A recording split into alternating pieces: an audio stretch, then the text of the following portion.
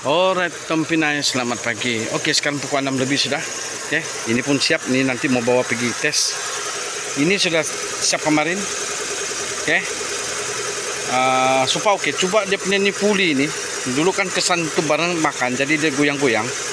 Ini puli kalau dia idling rendah, dia bergoyang. Tapi bila idling tinggi, dia ada oke sedikit lah. Sekarang ini saya kasih idling tinggi dulu sebab mau running.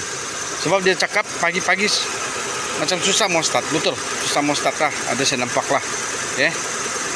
Jadi mungkin idling dia rendah ataupun apa ini, kan kita kena set lah. So sekarang ni aku biarkan dia dulu lah, panas dulu. Yang penting enjin start hidup. Okay. Kita running dulu, tengok apa benda akan muncul di hadapan yang kita tidak tahu ni. Okay. Macam-macam akan berlaku. Okay, tapi kita sentiasa positif. Kalau kita benda ada berlaku lah, apa-apa hal kerjaan, sentiasa tenang dan positif. Oke, teman-teman.